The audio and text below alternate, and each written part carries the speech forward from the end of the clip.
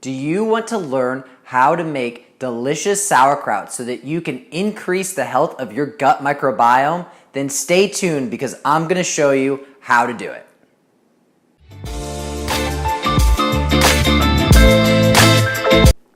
Hi everyone, Floyd Meyer here with Catalyst Impacts, and today we're going to be going over how to make a very basic sauerkraut recipe so that you can increase the health of your gut microbiome. Now, the reason that I want to talk about this is because your gut microbiome has been tied to so many different things, from how well your brain works, your metabolism, your overall weight, and just your general health and well-being overall. So one really easy way to get more probiotic-rich foods into your diet is to start adding in fermented foods. So things like yogurt, kefir, and sauerkraut. Now, the easiest of them to make, in my opinion, is sauerkraut, and that's why I wanted to start with this one. Now, the recipe that I'm going to be using is from this book called Brain Maker. It's by Dr. David Perlmutter, who is an amazing physician. He actually used to work down here. He's a neurologist, used to work down here in Naples, and he is at the forefront of the health and wellness and functional medicine movement.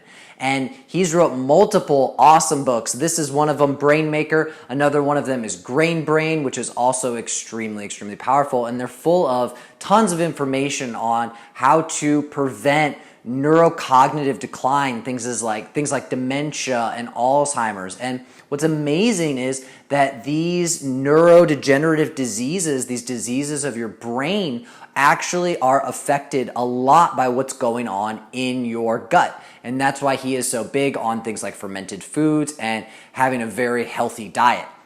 And if you're interested in this stuff, I have this book and also his other book. They're both available on my store. I highly recommend that you get them. It's just a link that goes directly to Amazon, so definitely check those out if you haven't already.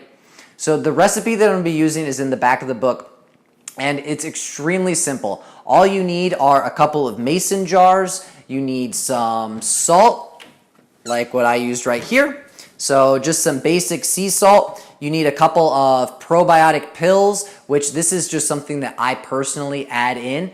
It's not something that's it's not 100% necessary, but I like to think of it as a starter culture. So I am choosing some of the bacteria that I want to actually proliferate during this fermenting process.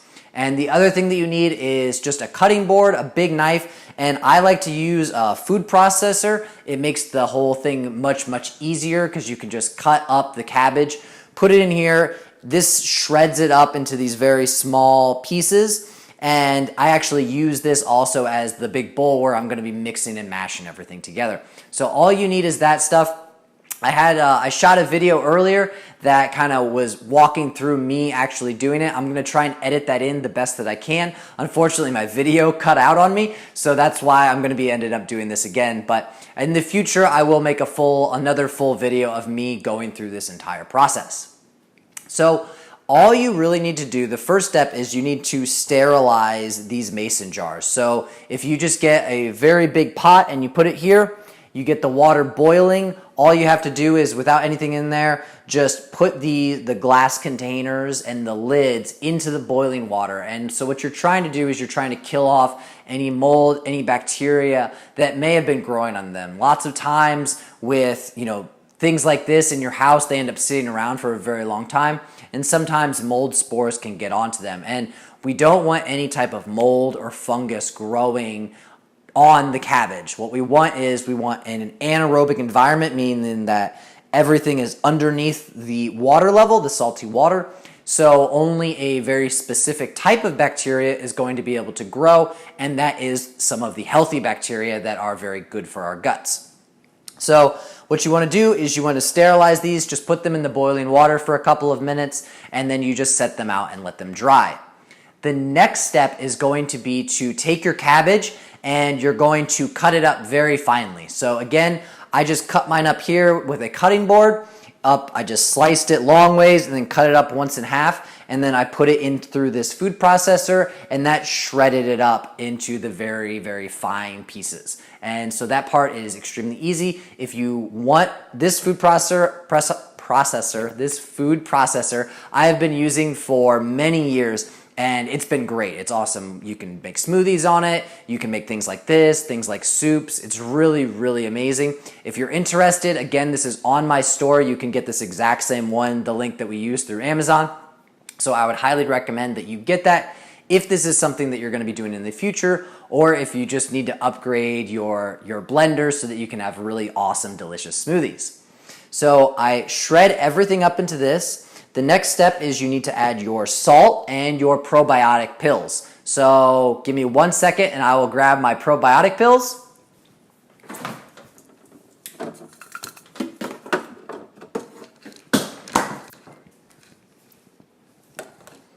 So now that I have my probiotics and my salt, and everything is going to be shredded up in this container here. So what you want to do is you want to make this very, very salty. And in the recipe, in the book, he recommends about 3 teaspoons of salt for every 2 to 2.5 pounds of cabbage that you're using, which is about the size of a medium to large size head of cabbage. And so you're going to add in the 3 teaspoons right into there. And I'm going to take the probiotic. I grab a cup, just 2 probiotic pills, and I break them open and I put them right on top of it. And again, think of this as a type of starter culture. So what I'm trying to do is, it's not 100% necessary. There's already going to be bacteria that are on the cabbage. But what I want to do is I want to pick some of the bacteria, some of the ones that are going to be able to grow. These ones have been proven to be good for a variety of different reasons. And so I want some of them to actually be in this sauerkraut when it's all said and done, once it's totally done fermenting. And I've done this with the probiotics and without the probiotics, and with different types of probiotics, different brands, and it really does change the flavor and change the texture of it. It makes it a little bit more crisp, and it just makes the taste a little bit better in my opinion. So that's why I continue to add them. Plus, I just like to have a little bit more control over the types of bacteria that are going to be growing in there. So you add that up. Then once you have the salt and the probiotics in there, all you have to do is you just want to mash everything together, and that takes somewhere between 3, 5, 7 minutes depending on how strong you are. You want to break up all of those cell membranes and try and get the water that's inside the cabbage to be on the outside. And that water is what's going to end up covering your cabbage once you end up putting it into the jar. So once you have everything mashed together really, really well, then all you have to do is just take the cabbage and the water, the nutrient solution out, and you're going to be putting it into the jars. And the main thing is you just want to make sure that the whole cabbage, everything is underneath the water. If you have some that is still above the water, there's not enough liquid in there to cover the cabbage, then you just grab some water, put some spring water in there. You don't want to add some like tap water because that has chlorine and things like that in it, which are going to end up killing the bacteria. And what we're trying to do is we're trying to grow bacteria. So just get some spring water. You can get it like bottled water, or I buy the big bottles that you can end up using, and add a little bit of extra salt in there because again, we want the solution to be extremely salty. And then all you have to do is just put it away and forget about it for a little while. Now, some people, if you live up north, you can leave it out in a pantry or a cupboard somewhere where it's dark and cool. Now, I live in Southwest Florida, so it's very hot here all of the time, so I cannot leave the cabbage out for very long. Otherwise, it's going to spoil and it's going to become rotten. And you will know if that does happen. It's only happened to me once personally, and it's just because it's so hot down here that mold tends to grow. So what I do when I'm done is I just put this directly into the refrigerator, and it will still ferment. It just makes the process take a little bit longer. So instead of taking somewhere between 3 and 5 days, it takes about 2 weeks for it to be for the process to complete. And so that's it. So once I'm done, I just put it in the fridge and I forget about it for about 2 weeks.